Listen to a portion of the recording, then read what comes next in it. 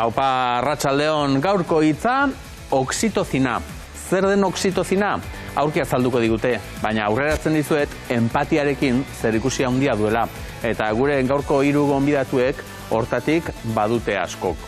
Batek azalduko digu esperimentu bat egin dutela, ikerketa bat egin dutela, eta oxitozina hori gutxien espero dugun animali baten agertu dela, eta ez dela gaur goizeko kontua, aspaldikoa dela. Beste batek azalduko digu, bere pertsonaien hitzetan, empatia dela txikle baten gisakoa, estiratu ezin dena. Eta hirugarrenak berriz azalduko digu, empatiaren ondorioz batzuk badirela bere privilegioak arriskuan ikusten dituztenak. Toki batera joaten garenean, etxe belartzean adibidez, joan gaitezke, eta horko irudiaren neskaren antzera zoriontsu sentitu, toki horiek sentimendu batekin, emozio batekin lotuko ditugulako, eta horregatik toki horretara itzultzerakoan sentimendua bera ere itzultzen da gurera. Ipuinak, bere ipuinak horren adibide dira, eta gero ere aldetuko ditugu, aztertuko ditugu, eta taulan, ez da, ajedrezean, xakean, pitxa batzuk badira zuriak, besteak beltzak batzuk mugitzeko, ondoan daudenak ere mugitu egin behar, bestela batek besteari jan egiten diolako. Eta oholtza batean denentzako tokirik aldago, batzuk oholtza horretatik, tauladu horretatik atera egin beharko dute, beste batzuk sartzeko. Hoiek gure gaurko gaiak edo argiago esan da, aurrena Garazi Arrula etorriko zaigu, bere azken ipuin bildumarekin lurraz beste. Lekuek beraiekin duten sentimenduez edo leku horietan guk gerorrek izaten ditugun sentimenduez aritzeko aitzakia emango digu Tafallako idazlearen azken liburuak. Ana Galarraga etorriko zaigu gero, horixe, oxitozina non topatu ote duten eta berak argituko digu, eta hainbesterako ote den, empatia edo batzuk diote maitasunarena ere badela, oxitozina, berak azalduko dizkigu gero guzti horiek, eta azkenik Aner Peritz sentimental etorriko da gaur, beti esaten dizuet zirikatzaile datorrela, baina uste gaur unkitu xamarrera etorri dela, eta horretarako motiborik ere ez du faltako noski. Gogoratu non topatuko gaitu zuen Txiolandian, itzokei, beheko marra EITB, eta postontzira idatzi nahi izan ezkero berriz, itzokei abildua eitb.eus. Atariko abrobiltzeko kantua. Toki batean eroso sentitzea ere gauza ona da, ezta? Eta gure lehenengo gonbidatua etxean bezala sentitu dadin, Nafarrora egingo dugu, eta bertako talde baten kantu bat, Ibilbedi. Eta bere bideoklipean ere, hortxe ikusten da, nola emakume nagusi bat, lasai dagoen bere egon gelan, segurazki begira, bizitzan, zer ibilbide egin duen, bide zuzenena teiaturantz zein den, alaxe kantatzen digute Ibilbedikoek, baina batzuetan ere gauza ederra dela eseri, eta norberaren biografian, ze bihurgune, ze ibilbide izan ditugun aztertzea. Horixe gaurko lehenengo etxeko lana. Zato zerrekaren bestalde, egon lasai ez dago presak, baina hause da bide zuzena, hemen hasten da bidea zinez. Zato zerrekaren bestaldera, egon lasai ez dago presarik, baina hause da bide zuzena.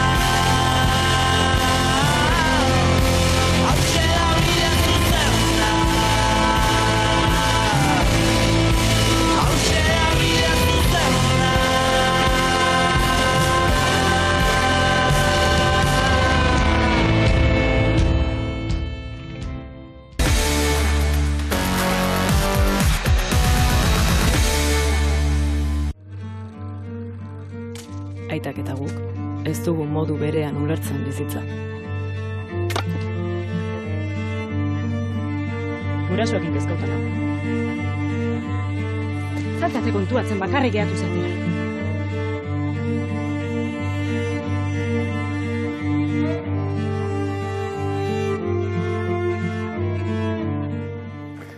Ze politak diren, pelikula horretan agertzen diren argazkiak, pelikula horretan agertzen diren paisaiak, eta paisai horiek ikustearekin berarekin ere, gure barruan zerbait mugitzen da, eta sentimendu batzuk ere sorrarazten ditu, eta horietaz ere hariko gara noski, gure gaurko lehen gonbidatuarekin, Garazi Arrularekin. Arratsaldeon, Garazi. Arratsaldeon. Zer moduz ongi? ongi. Bai, gogoan hartu aldituzu, tafaiatik ona, ze leku zeharkatu dituzun, eta horiek ze sentimendu eragin dizuten? Ba, ez dut apuntatu, beraz, hor geratu dira. Orain aztertuko ditugu horiek, izan ere gaur Lurraz beste liburua hitz egitera etorri zara, Txalapartak argitaratutakoa, eta aurrena gauza bat esan beharra daukagu. Ta da, liburu batean, ja, bigarren lerroan, txikilin gaietak aipatzen dituen liburu batek ondo hasi behar duela derrigor. Nahita ez. Nahita ez. Ze horiek dira, merkatuan dauden gaietarik goxoenak, eta zer kontuak, eta niri behintzat, txikitako garaiak gogorarazten dizkit, etxean, guraso denean, hor gaietak kafesnean busti eta haie jaten genituenean, eta aitortuko dizut, tarteka oraindik ere haien gana itzultzen naizenean, alaxe egiten dudala. Txikitan bezalaxe, txikilin gaietak busti, eta begira, bigarren lerroan ja, bete-betean asmatu duzu. Harrapatu zaitu. Harrapatu nauz. Izan ere, denboran atzera egin behar dugu. 2020 urtea. Egunkaria sortu zela 30 urte, bete ziren orduantxe, eta Garazi Arrula izeneko idazle batek berrian zutabe bat idazten zuen, eta bertan aipu bat, Rebeka Soinit idazlearena, nun aipatzen den, zerbait gertakari garrantzitsuak bizi izan ditugun tokietan, toki horiek lotura badutela gure sentimenduekin, eta toki horietara itzultzerakoan sentimendu horiek berpiztu egiten direla, eta aipu hori zetorkizun zuri burura, hain zuzen ere egunkariaren itxierarekin erredakzio hortan zenbat mamu eta egongo ote ziren, ezta. Habitatak izena jarri zenion zuk zutabe garri, eta bildumako lehen ipuinak ere alaxe du, habitatak izena. Ba, eskertzen dizut, ez nuenak orduan referentzia hori, eta orain aipatu duzunean eta kontatu didazunean zutabe akordatu naiz arekin, baina ez nuen gogoan, zuk egin duzu. Zezuk lekuak alaxe lotzen dituzu, sentimenduekin edo emozioekin. Eta toki batean zer bizi dugun harrek eragin digutenekin. Bai, esanen nuke denok egiten dugula, ez, arkabean bada ere, holan batez ere tokia zerbaitengatik traumatikoa izan batzen edo zerbait eragin bazizun edo zorion txu izan bazinen toki horrekin edo, ez, bai, esaten da ez, gogoratzeko behar dela narratiba bat, espazio bat, eta, bueno, iruditzen zait bai espazioek badutela bertute edo batzutan gazti, ez, zigor hori. Bai, zuk biak nahastu dituzu, narratibak, tokiak, aipu horrek, Rebeka idazle horren aipuak dio bestetik galtzearena, ez? Batetik ezagutzen dugun norbait galtzen dugunean, orduan ezaguna, zaigun hori galdu egiten dugula, baina gero guk geure burua galtzen dugunean edo guk galtzen garenean, orduan agertzen dena ez ezaguna dela. Eta eraikitzaileagoa dela, ez ezagun hori, ezaguna baino. Ezagunak bertan geldarazteko gonbitea egin dezakelako, eta ez ezagunak berriz beharrarazten gaitu, ez? Zerbaitera mugitu arazi edo zerbait egitera, ez? Fizikatzen zaitu, eta bai, Sol nitek egiten zuna hor zan, alako aldarri bat errari ibiltzearen inguruan, ez da? Galtzearen eta ibiltzearen errari biltzearen inguruko gogoeta egiten zuen bai, orduko hartan. Bai, izan ere batzuk ez ezagunari gustua ere hartzen diote, ze zure ipuinetako batean Mendebalan alaxe diozu, ez? Ez ezagunak diren toki horietan egoteko habilidadea edo, eta batzuk eroso sentitzen direla hor, esan ez, bueno, ez ezaguna den hau erronkatzat hartuko dut eta aurrera egingo dut. Eta, bai, zailagoa ere bada, ez? Bertan goxo geratzea baino. Esan nahi dute ez ezagunera jotzea eta bueno, batzutan kosta egiten da urratsa ematea edo deserosoa da edo denalakoa aldaketa bera, ez? Itzulerez hariko gara, ez? Berbisitatzeko toki horiek eta horiek ze bizipen ekartzen diguten, zuzere horri ere itzuli zara, helduentzako narraziora, ez? Lehenengo liburuan, alaxe zenitulako gu orduko hauek, eta orduan ere nagusientzako ipuinak zenituen, gerora aurre eta gazte literaturan aritu izan zara, itzulpen gintzan ere bai, eta berriro itzuli zara, zure etxera edo, eta liburuan aipatzen duzun, momentu batean aipatzen duzun bezala, ez da bertsioak egitea, eta hortan ere aritu izan zara nolabait, besteen etxea habitatzea da, ez? Hori, bai, Leutopetek eta Arkaitzkanok daukaten liburuska hortatik hartua da, aipu hori, eta bai, bueno, diozun bezala, bigarren ipuin liburua da, Eta, bueno, nik izan ditzaket hor irudiak edo ideiak edo urtetan lagun diezadakete eta hor dauzkat hemen buruatzean hor nonbait, ez? Eta hor elikatzen ditut lantzean, orain adar bat, orain beste bat, eta joaten naiz pixkan abia egiten da, gero ja hasten naiz idazten. Orduan ematen du tarte haunitze pasa dela ez aurrekotik, baina nire egin egiaz hain luzea egin, eta hor azkenean 2020an hasieran pandemia aurretik hasiko nintzen idazten, baina aurretik ere lagundu didate, eta bueno, Hortxe beraz kaskoan, buruan dituzu gordeta, baina ondo antolatuta dituzu. Ze ipuinean diozun bezala, txoriak eta gizakiak zertan desberdintzen diren, ez gure bizitokia apaintzen, horretan txoriak abilagoak direlako, baina gizakiok egiten duguna dela gure bizitoki hori ordenatu, estrukturatu, egituratu, ez? Eta gauza bakoitzerako non egin behar dugun, zer egin behar dugun. Espazioaren banaketa hori ere. Espazioaren banaketa hori ere, ez? Eta, karo, espazioa edo dagokigun edo aukeratu dugun espazio hortatik ateratzen garenean, orduan zer egiten gara, urduritu. Bai, bueno, azkenean hori da ere bakoitzaren ajeak, ez nire oso karratua naiz eta ipuinak ordenatuak nituen, egia esan iruditzen zait, aurreko ipuin liburuarekin alderatuta ere, aurrekoan bazegoen tono bat, ez, ipuin guztien artean, baina honik ikusten diote gehiago igual badaukala, tonoaz aparte badaukala, gaia ere ikusten duen, ez?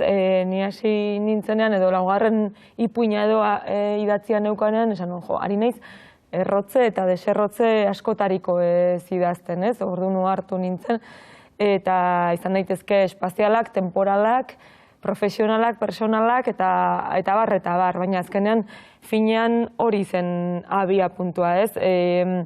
Denok behar dugu sustraitzea oso sentimendu indartsu eta beharrezkoa da, eta hori zapaltzen dugun lurra lokazten denean, edo arrakalak zabaltzen zizkionean, edo area mugikor bihurtzen denean, zeiten dugu erro horiekin, ez?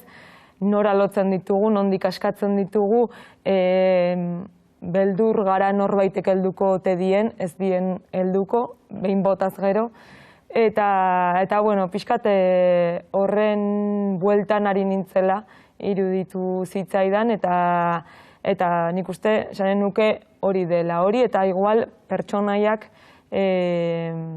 daudela nolabaiteko joan etorri baten edo transitoan daudela. Hori ere aipatu zidan argitaratuta gutxira Leire Vargasek esan zidan. Daude lagunak, daude pertsonaia mugimenduan, esan nion, nik ikusten ditut nolaiteko transitoan, eta... Claro, ze mugimendu hori batzutan izan daiteke aurreraka. Ez? Ies egitearena, zuk esan du lurra mugitzen denean, eta bapatean, ez, erroak kolokan dozkasunean, zilegia da guztiz, ies egitea. Baina ies egiten duena, gero batzutan errutasunare izaten du, ez? Errudun sentitu, handik ies egin beharroten nuen... Bai, egia da...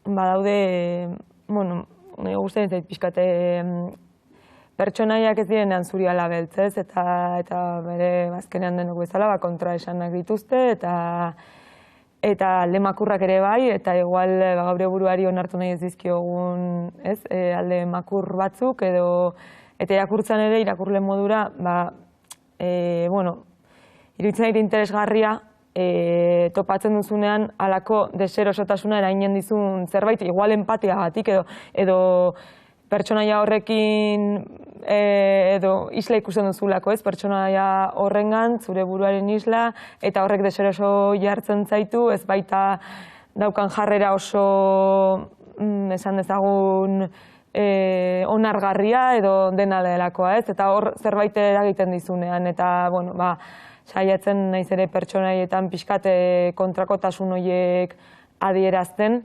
eta hori, zuri eta beltz hori da, garai hauek ere fluidoak dira, ez momentu batean aipatzen den bezala, aldatzen ari dira, liburuaren azalean zuk ere aipatzen duzu, liburu hau idatzitakoan, batetik ekialde hurbilean, ez, dardar egiten duela lurrak, eta Nafarroa garaian berriz, dardar osasungintza publikoak, ez, azken finean gauzak aldatzen ari dira, sentsazio hori ere bada, ez, pandemia batetik atoz, pandemiari eskinitako ipuin bat ere bada, eta orduan horrek danak berkokatu arazi gaitu, eta horren barruan, garai fluido horien barruan, inguruan dugun guztiak badu eraginik gurean, ez? Momentu baten ipuinak ere esaten diolako, materiaren egoeran temperaturak berak ere badu eragina, ez? Bero edo hotz egin, materiak itxura bat edo beste hartzen du, ez temperaturak bakarrik, gure ingurukoek ere bai, eta horrazten garaiak giza harremanetaz hitz egiten. Giza harremanak batzutan zailak izan daitezkenak, beste batzutan ulertzen kosta egiten direnak, eta biren artekoa ez dela sekulan islada bakarrekoa izaten, segurazki bi islada izaten dituelako, ez? Parte hartzen duten bien arabera. Bai, norbere errelatua izanen du, eta gero badago ere, justo zuk esandakoa eta aurrekoarekin lotura eginez pertsonaien eraikuntza horrekin ere bai, badago ere, nola apropiatzen garen moral berri ez, edo nola egiten diegun lekua moral berriei, edo nola justifikatzen ditugun aurrera egiteko ere bai, ez, bizitzan, eta bai.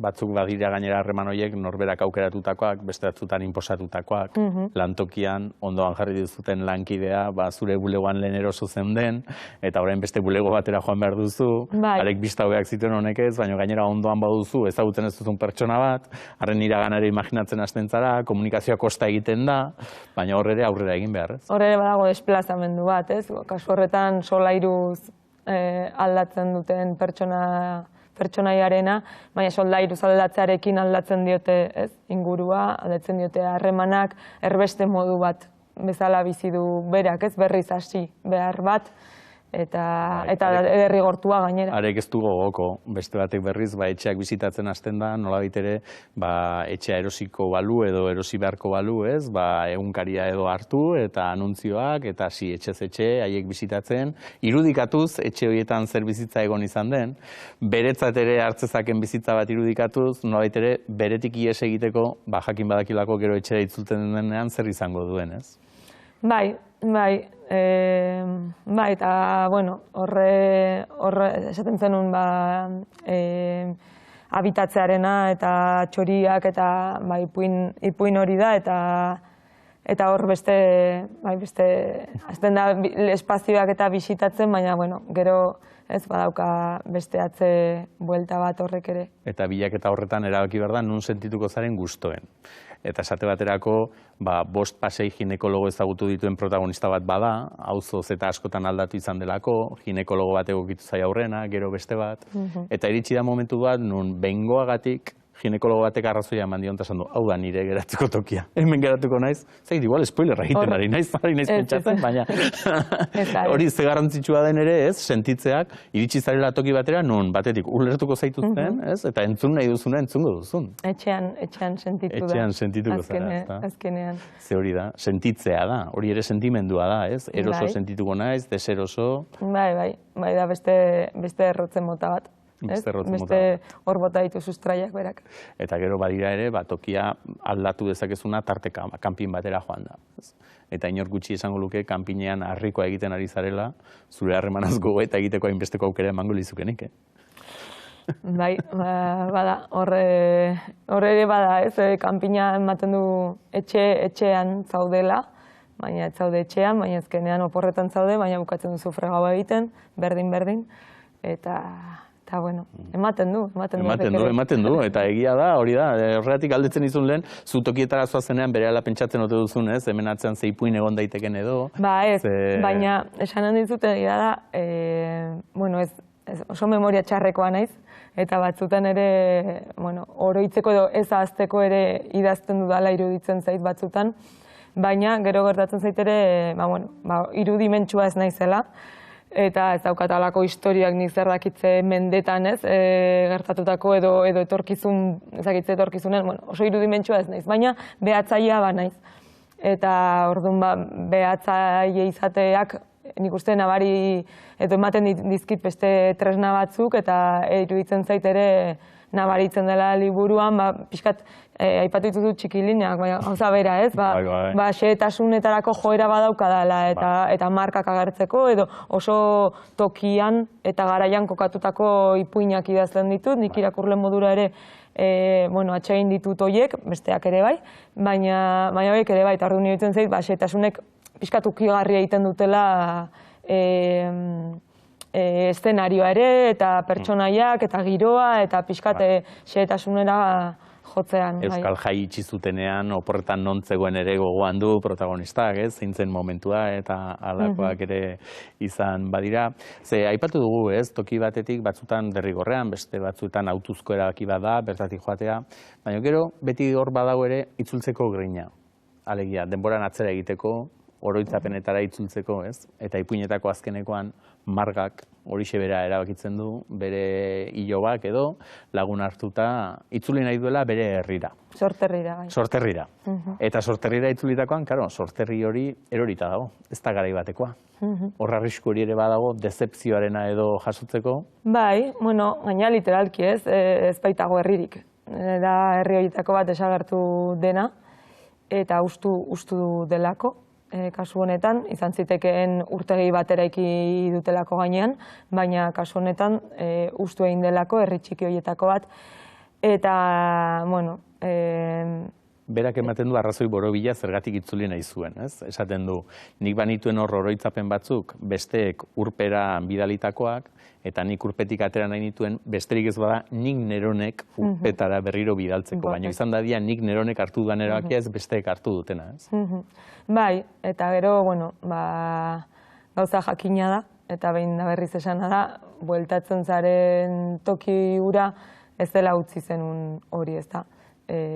Bueltatzen altzarela, baina ez zara sekula bueltatuko utzi zenun hortara. Bidai horrek zuzer horri ere aldatu zaituelako, ez? Naita ez. Zure literatur bidaiak zuzer horri ere aldatu zaitu. Zu zaude nolait ere barrikadaren bi aldeetan. Oraintxe promozioan aritzea egokitzen zaizu, kazetarion galdere eta erantzuten, eta normalean zuzer horri aritzen zara ere, beste idazlei horretan laguntzen, ze editore gisa zabiltz, txalapartan ere bai. Begi bistako da uste dut liburuan ere atzematen da, zure literaturarako zaletasuna eta, beraz ofizioa eta afizioa segurazki biak bat egingo zenituen.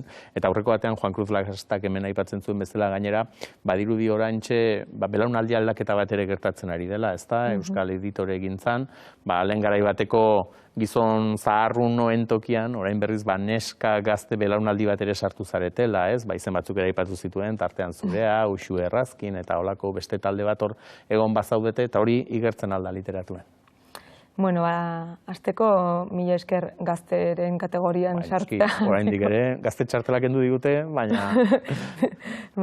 Eta, bestetik bai egia da aldaketa bat gertatzen ari dela, ez dut aipatu, baina, txalapartan argitaratu dela zeuk esan duzu, eta edizio lana zarduratu da, hain zuzen, txalapartakoa ez den, Iratxe Retolaza, berak egin du edizio lana. Eta holan orokorrari begira, nik uste garaiarekin bat ere egin duela, aldaketa horrek. Zen ere, erreleboa ere pasatzeko garaia, argitaletxe askotan. 30 urtetik gora dituzten argitaletxeak egon badirelako. Eta beraz, esan dezagun batetik tokatzen zen, errelebo hori ematea. Eta bestetik, emakumeak sartu izana, ere da garaiaren isla, eta oso pozgarria, eta noski nabarituko dela, eta nabaritzen ari dela.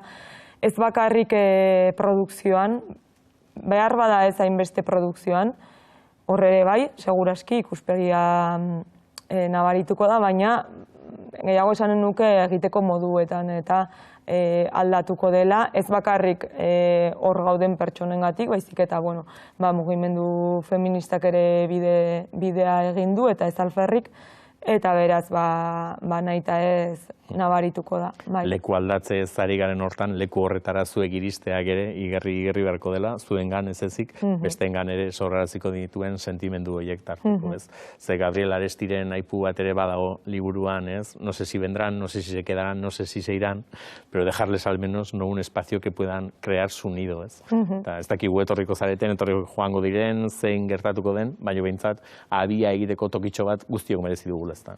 Bai, eta hoxe, azkenean moldeetan egiten da, ez, aldea, eta nik uste horrari garela, tejer, uste dut erabiltzen duela Gabriel Arestik, ba, hoxe ez, gure ehuntzen, eta josten, sare horiek, eta, bueno, behintzat egon dadin abia egina datozen entzat. Hori da, eta gainera, hortaz gain, hor lan gutxi ez, eta gainera idatzi ere idazten duzu, horrek ja badauka meritua, lehen esan duzun bezala, memoria gutxi izango duzu, garazi, zuk aitortutakoa da, baina lanerako gogorik bintzat, ez zaizu falta, ze orantxe ere, ba horixe, 8 ipuineko bilduma bat, itzulpen gintzantare segitzen duzu, hortan ere izango duzu, urrungo erronkarik edo? Bueno, ez. Momentuz honekin nahi. Orain, bai, pixkate honi holan, ez, tokia eskainiz, hori ere bada, eta atzaitugu liburuak barra, eta baina eman bertzaio liburu bakoitzari ere bere tokia, bere lekutxoa egin, eta bestela ematen du batzutan txoizoak egiten gabiltzala. Eta hori ere ez da kontua. Ez, mimatu behar dira liburuak. Bai, dena den jarraitu beharra daukazu, nik ez ditut presiorik egingo, baina liburuan bukaran ere aipatzen duzu, ezta, segi dezagun elkarri ipuinak kontatzen. Bai, beharrezkoa dugu, iruditzen zait. Hori da. Hor ere saretxoa egin genuen, bueno, liburu hauetako ipuinek izan dute bina irakurle, argitaratu aurretik ere bai, eta polita izan da ere bideo hori ez pixkat kolektibizatzea eta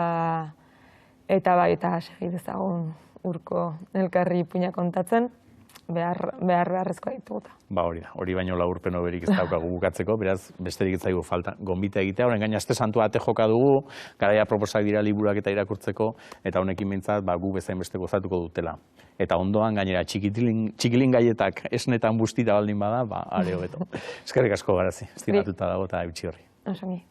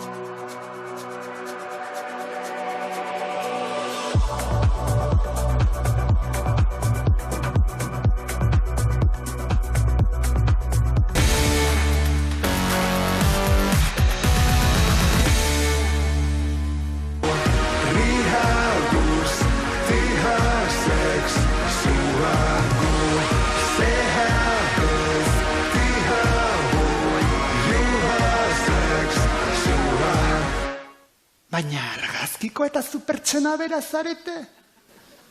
Tira, berdin dio.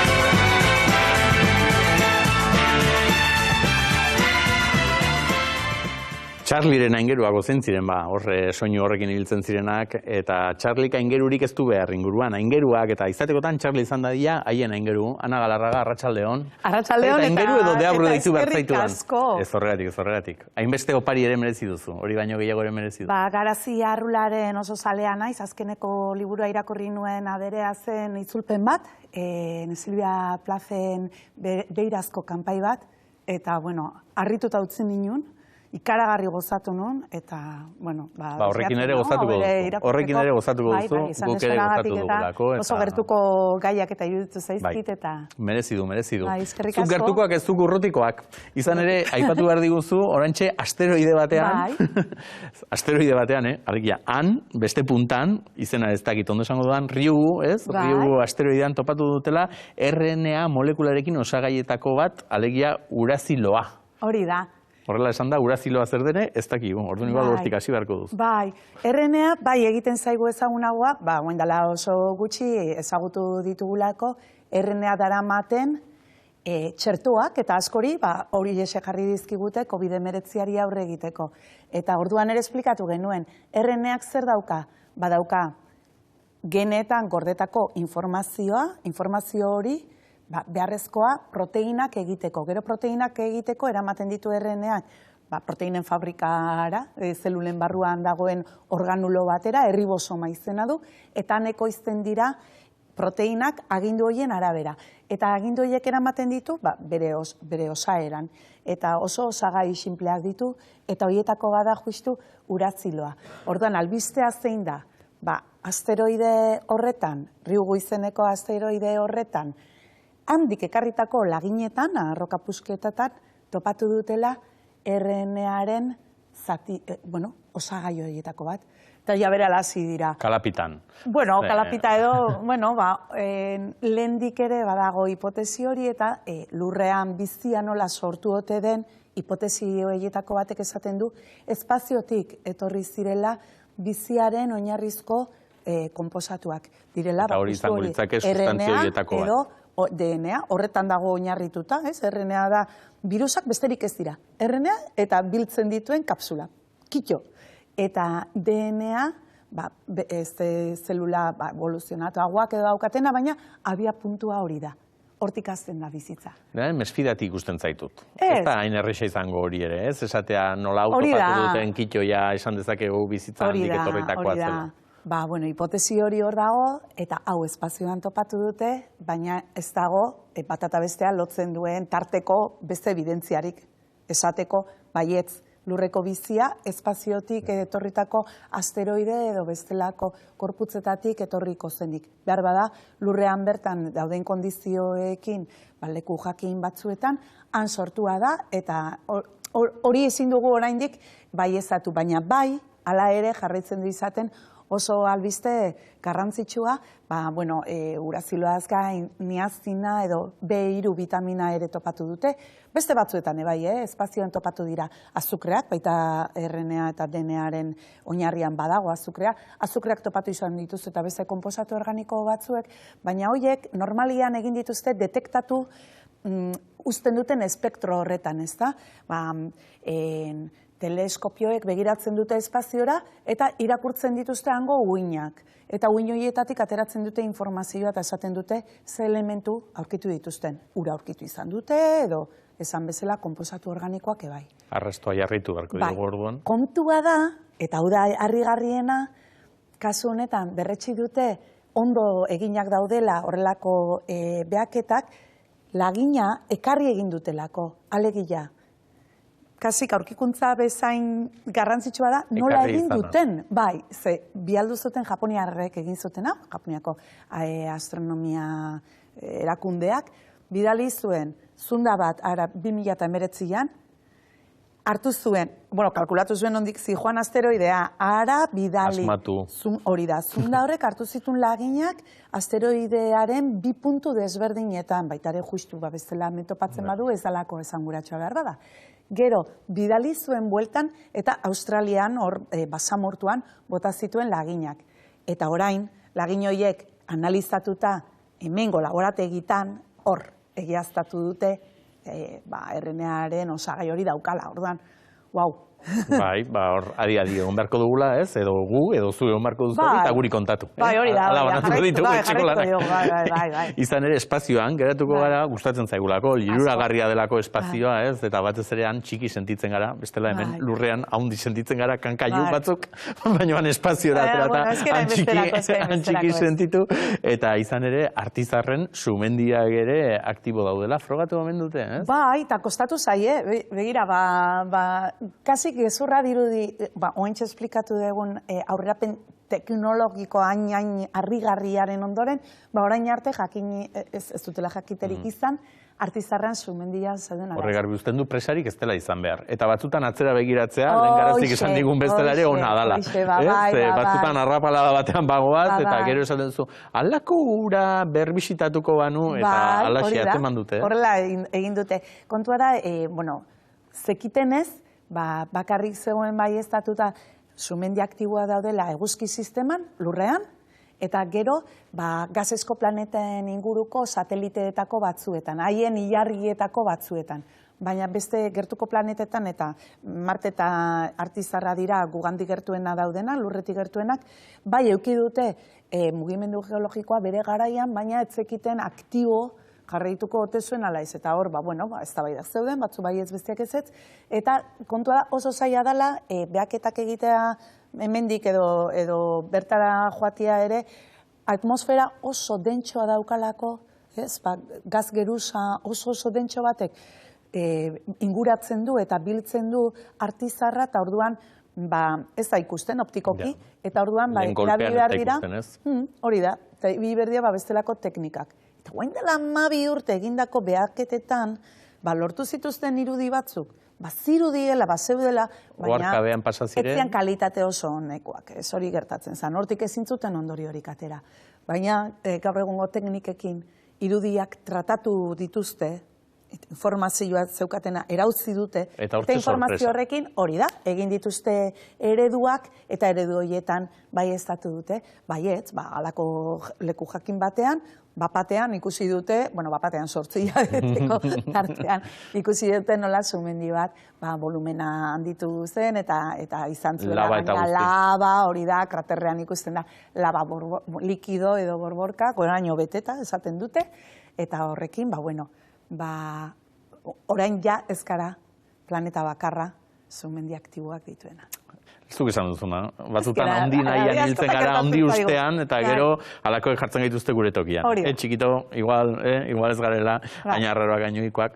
Nik atarikoan aipatu dut, oxitozina, empatiarekin hasi. Beitu, horre ere, beitu, gauza bera. Ez gara inbereziak. Ez gara inbereziak, baina gara, zuk gainera hemen aitortuko dut, ja pekatuak, pesta pekatua, baina aitortzak egiten hasita, zuk gidoia bidali dezunean zegaietaz aritu behar genuen, jarri duzu, oso aspaldikoa, oso hori luze jarri didazu, zegit proportzioan, bakoitzak zenbat urte balio duen, baina jarri duzun itxuragatik aspaldiko kontua dela, eta oxitozina ere, empatia edo alakoak ere, garai batean egon bazeudela, ez? Behintzat molekula bera bai. Kontua da, oso ezaguna da, gure espezian adibidez, ezinbestekoa da erditzeko lagungarria da, eta erditzeko prozesu horretan laguntzen du, eta erditzeetan laguntzeko eman egiten da, ez? Amak behar badu, laguntzen zaio oxitozinaren bidez, erditzen, eta gero, adibidez, orgasmoan ere askatzen da, eta horrek ematen du gertutasun handiagoa bikotekidekiko, eta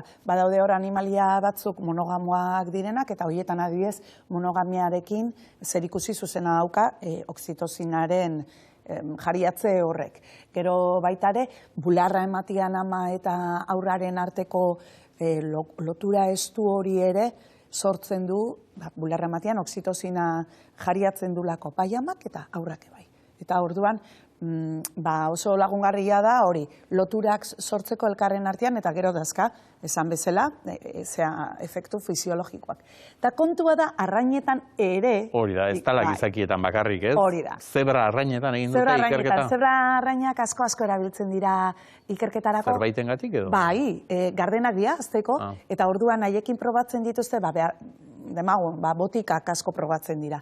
ikus daiteke, gardenak izatean, organoren bat, ez bada behar bezala azten edo eragite balin badio kalteren bat, hor ikusi egiten da, begibistakoa da. Eta asko erabiltzen dira, eta eredu modura erabiltzen dira, ikerketa pila batetan. Baina evolutiboki gugandik oso urruti daude. Orduan, zebra-arraietan egindako ikerketa horretan ikusi dute, beldurra, oinarrizko emozio bat, ez? Ezinbestekoa dugu animaliok salbatu nahi badugu, beldurra behar dugu. Beldurtuko ez baginake arriskuaren aurrean ez ginokelako aurrera egingo. Oso oinarrizkoa da, eta arrainek ere noski badute, baina kasu honetan ikusi dute beldurra kutsakorra dela. Eta arrain batetik bestera emozio hori kutsatu egiten dela, eta nola kutsatzen da oxitozinaren bidez. Alegia, izakiotan eta espezie gugandik gertuago dauden ugaztunetan gertatzen den bezalaxe. Orduan ez da bakarrik molekula hori badutela, baizik eta molekula horrek berdin funtzionatzen dula. Orduan, odolotzekoa den jendea eta inguruan denak larrituta eta kezkatuta daudenean eta beraiek gogor daudenak dira oxitozinarik ez daukatelako. Horregatik ez dira kutsatzen. Bueno, ongo dia faktore gehiago behar da tartean, baina alde jende batera jakitzu guztionen ikerketa nik horrela bote borrotoa bota dut baino. Bai ez, baina adibidez autismoan ikertzen da, eta lagungarria izan daitekelako autismo mota batzuetan. Eta bai, ez da oain gaizki esana, naiz eta, bueno, horrela bota dugu, baina, bueno, serio ere har daiteke eta hartzen da. Eta arraietan topatzeak esan nahi du, oso primitiboa dela, hain primitiboa, ezinbestekoa dela, ez da, bestela evoluzioan, eluke hainbeste iraungo, funtzio berarekin eta gutxienez, arrainak eta gizakiak, bereizi ginena baino lehenagotik bazegoen. Gero evoluzioan, oso bide desberdinak hartu ditugulako, orduan, hori baino askozaz lehenago. Eta horrek esan nahi du, hori oso oinarrizkoa dela. Empatia gutxi, oso gutxi, alargun beltza eta alargun marroiaren artean. Zerrela lerroburua ikusita, zergatik tematu dote da alargun marroia, alargun beltzarekin. Benetan historia da oso polita. Horrela izenburua ikusita behintzat. Tira gustatu zait. Horren gaien bada mito bat, ez? Alargun beltza edo... Alargun beltza da armi-arma mitikoa, eta Floridakoa da jatorriz, eta dauka pozoi oso indartsua, eta, bueno, eta jendea hiltzen du. Egin izan da, eta horregatik dauka. Eskile batzui ere ez izena alaxe jarri zaila, ez da? Horregatik horti datorkio mitoa eta hori guztia. Eta kontua da, orain topatu duela, etxai bat, bera baino beldurgarriagoa, eta beretzat batez ere. Kontua da, alargun marroia da, genero bereko, alegia, familia baino are gertuagokoa, ez da? Genero bereko beste espezie bat. Oso antzeko armi-arma da. Eta jatorriz Afrikarra da.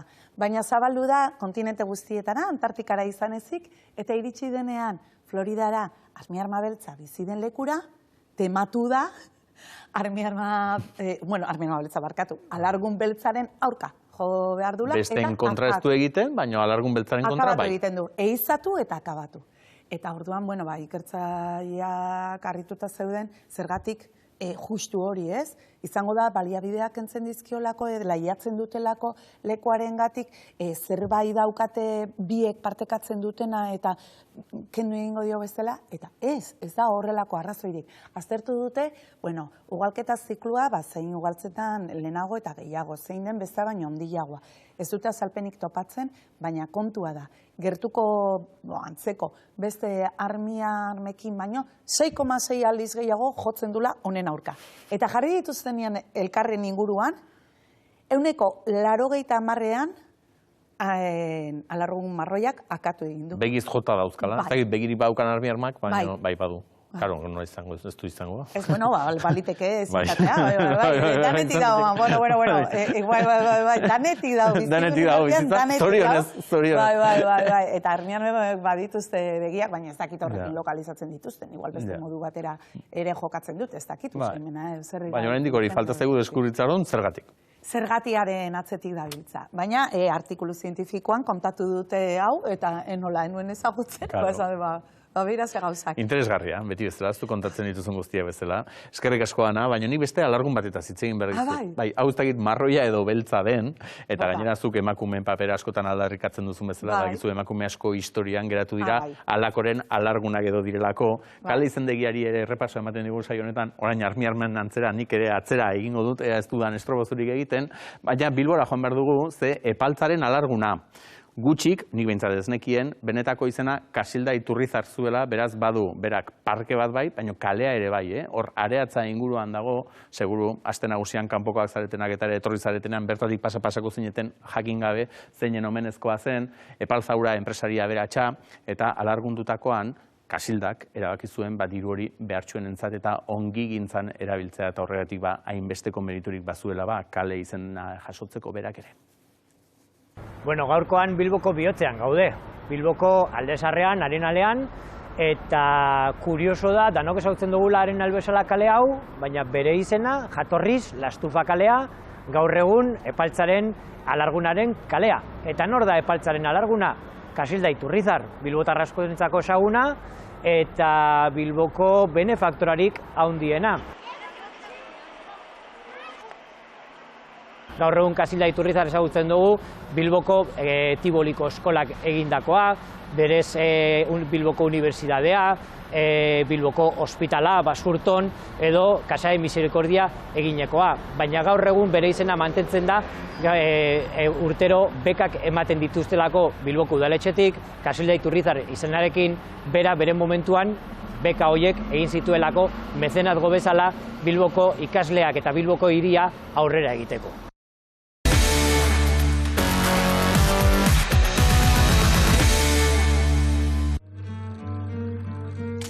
Aitak eta guk, ez dugu modu berean ulertzen bizitza. Gurasoekin kezkautan hau. Zaltate kontuatzen bakarrik geratu zen dira. Hortxe, aitak eta alabak ez omen dute mundua modu berberean ulertzen, eta zorionez esan beharko genuke, bada, noski, mundua ulertzeko bezain beste, buru bezain beste, mundua ulertzeko modurik. Arratsaldeon, Ander Peritz. Arratsaldeon, zer moduz? Ondo, lehen esan du nik oxitozinaz eta bazatu zela zu gaur, zemuz ondo, nivela ondo daukago oxitozinarena? Ba, ez dut aztertu izan, baina... Esan dut, ozpinduta baino gaur sentiko retorri zaren. Bai, gaur retorri naiz. Bai. Barru bihotzatxoa ukituta. Ukigarri. Ze batutan gogor itxura izaten duzuenok, badakizu, gero hortxe ezustean topatzen dugu barru-barruan bihotzatxoa ere badaola, eta... Bai, joaten gara hor begia zorrotz jartzera eta bilatu nahia, baina gero guri ere... gure zorroztasuna bihuntzen zaizkigu. Zorionez. Eta gauza ederra da, ze atzo ere ikusi zintugun, ETV bateko abia puntua saioan, hortaz ere aritzen, bestelako gizontasun eredu batzuk eta egon ere badaudela, eta orduan beti dira interesgarri zure gogoetak. Eta gaur zertaz hitz egin barote diguzun, horixe, zuk zer horrek? Gaur natorritz egitera datu batzu ez, datuz arago doazen datu batzu ez, batzuetan ematen duelako zenbaki soilak direla gauzak eta halakoak, baina honi buruz hitz egitera nator, bere horretan.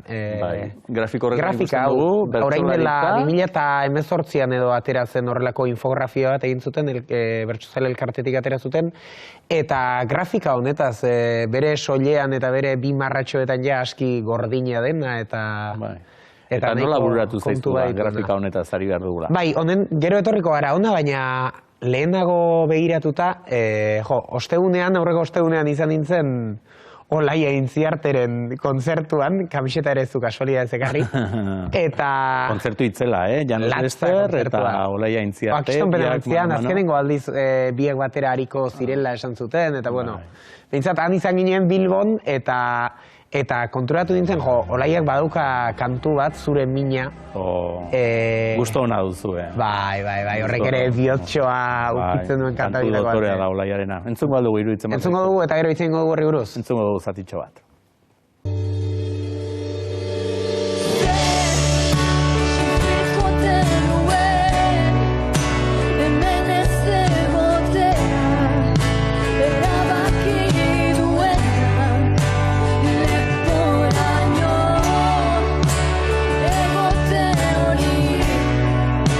Ezin zaion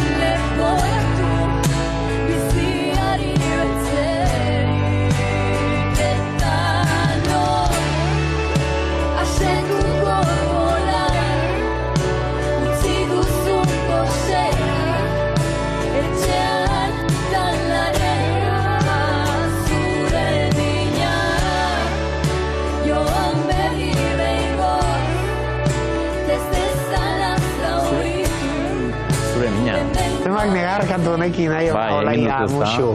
Berak ere alaxe kantatu zuen, ze ahotseneko irudiak hartu ditugu, eta kantuaren aurkezpenan ere berak ala dio, ezta bukaeran kantaza zuen nirekin, benetan sendagarria izango zaiteta, eta ikusten zaio, Negar Malkoak berari ere irriste egiten diola kantatzerakoan, hain berezkoa duen indar horretaz gain.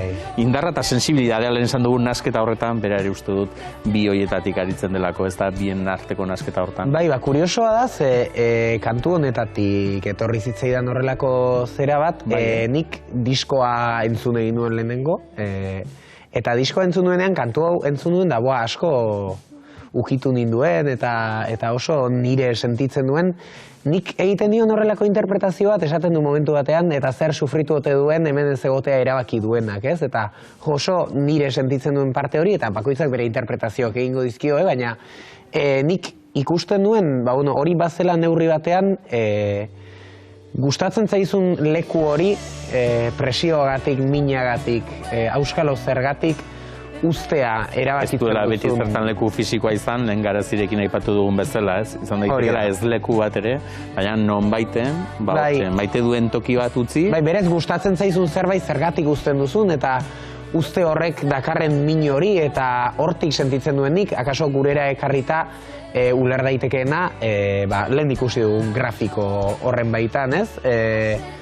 Zergatik gertatzen direnak eta nork uzten duen, kasu honetan ez, bertso plaza, ez?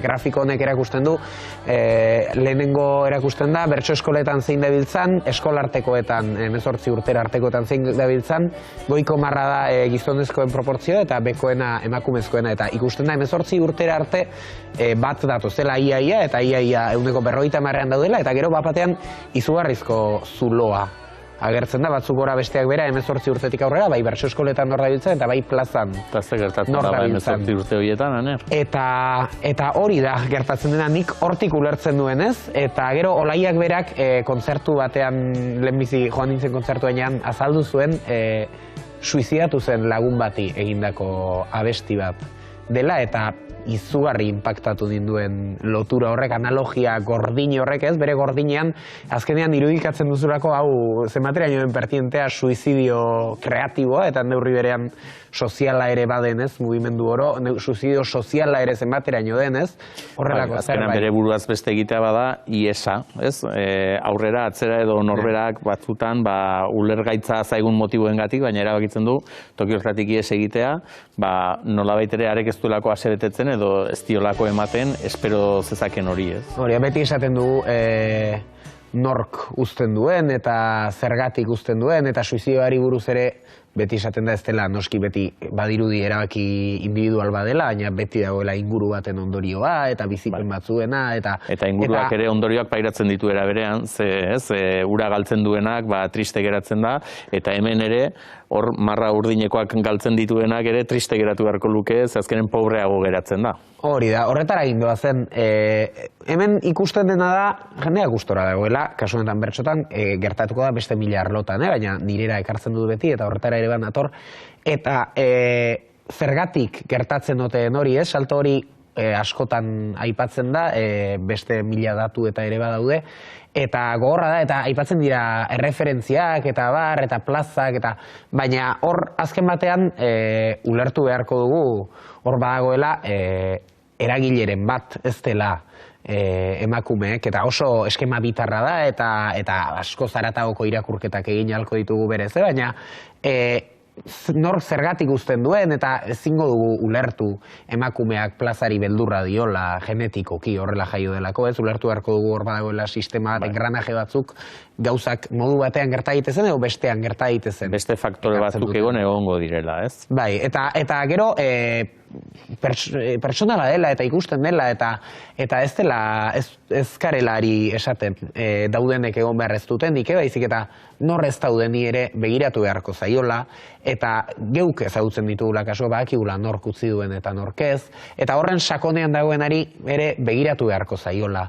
zergatik, zure minea joan bedio ingo, zein da minori, nor sufritzen du minori, nork eragiten du, zeinen minari begiratzen zaio, zeinenari, ez, bueno, hor... Pentsatzen ari nintzen, bertsolariak bazaretela minari kantatu zale, ez, holtzan bertan ere, baina noski askotan izaten da, gai jartzaileak jarritako beste baten minaz, ez? Hori da. Eta erresagoa dela batzuetan besten minazaritza norberaren az baino. Eta gero min kolektibo bihurtzen dira azkenean min individual horiek, eta denok bizi ditugu, eta denok sufritzen ditugu, eta hor, nahita ez dago, plaza bera konfiguratu dela arau batzuen barruan, modu jakin batean, jende jakin batek, eta batzuek lekua izan dezaten, beste batzuek aldu behar dutela, eta azkenean nahi edo ez zenbakiek erakusten dute, eta ez gara zenbakien zaleak izango, baina hartu behar diren bezala hartu behar dira, eta ikusten da nork uzten dituen gauzak, nork ez, eta besarka bat plaza utzi duten gizon hegemoniko guztiei eta animo beraiei ere, baina argi dago hor gauzak modu jakin batean gertatzen direla, eta gauza horiek guztiek motibo bat izan beharko dutela, permitituko zaizkielako gauza batzuk batzuei eta beste batzuei ez, eta hor sartzen garaia askoz ur sakonagoetan, ez? Norberak alde egitea erabakitzen duenean, hori hartu dezakegu gizartean, porrotzat edo arrakastatzat, ze zuk zer horrek lehen aipatu diazu Marisol, ez? Marisol komplejua edo, Marisol efektua. Marisol, bakigu, arrakastaren irudia zen, garai batean, eta arek ikusi zituen hor itzaliunak ere egon bazeudela mundu horretan, eta erabaki zuen horrekin bukatu nahi zuela, errentatik ere bizi zitekeen, seguraski, ez bere bizitza osoan Marisol izateaz, baina berak erabaki zuen ihes egitea. Eta hori, mitifikatuta ere badaukagu, eta daukat sensazioa aitortzen diogula bere handitasunaren isla. Beste batzuetan berriz, ihes egin duenak esaten dugu, ez du presioarekin aguantatu eta bira amore eman du. Zeita kurketa desberdinak, ez, batenak eta bestearenak. Bai, nik lehenengoz Nerea Ibarzal eta Miren Amurizari entzunien Marisolen kontuak niri urruti geratzen zait, generazionalki, eta oso egokia iruditzen zait, hau dena esateko ez, zenbat Marisol ezagutzen ditu, zenbatek pixka batean barrutik noizbait, edo batzuetan baino gehiago hilabetero, edo batzuetan astero, fantasiatu dugu Marisol bat izatearekin, eta egin ondo izan gazte promesa, izango zarenla esaten dizuten hori, eta espero bedi asko zugandik, eta gero esperantzan geratu, esperantzari huts egiteko beldurragatik, ez? Nork pentsatu dugu plaza ustea, zenbat aldiz esan diogu gure buruari, nik konturatzen naiz eta oso gogorra zai, baina zenbat aldiz pentsatu dut, eta orain utzi eta jendeak esan dezala ona izango zen ez? Jarraitu izan balu...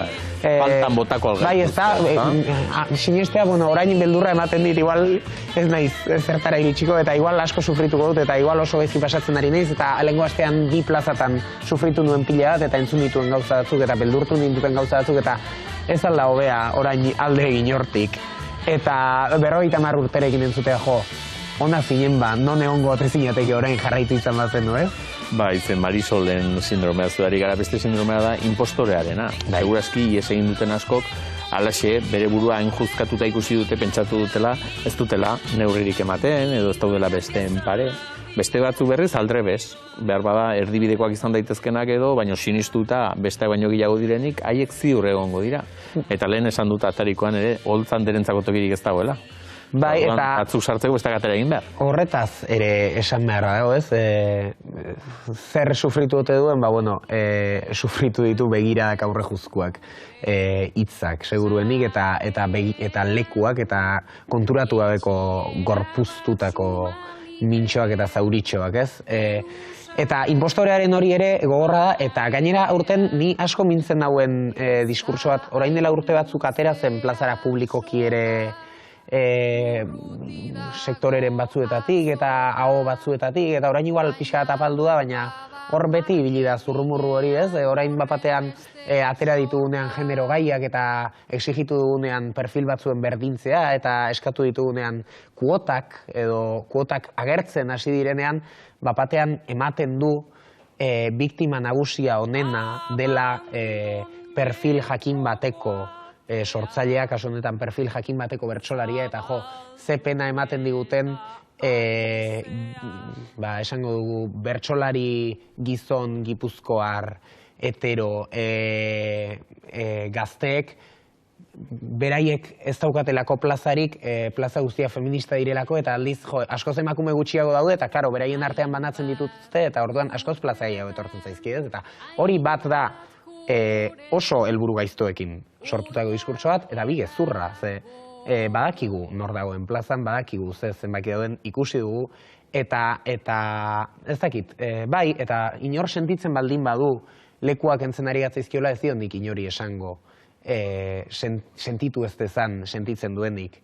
Baina nik uste gauza batzuk zorrotz hartu behar ditugula eta ez ditugula onartu behar gauza batzuk ez direnean errealitatearen isla eta batez ere helburu gaiztoekin egindakoa direnean eta hortik niri mina ere sortzen dize, jode, gero ikusten duzu ez, nori permititzen zaio, esan duguna mediokre izatea nori permititzen zaio eta ez dugu esaten mediokre izan behar eztenik, baizik eta batzuen mediokre izan da jarrai dezaketela duden lekuan eta beste batzuei perfekzio absolutua exigitu zaiela eta ondorioz exigitu diotela bere buruari eta perfekzio absolutu hori lortzearen ezinezkotasunaren aurrean etsi dutela eta batzu daukagula beldur hori etxitzekoa.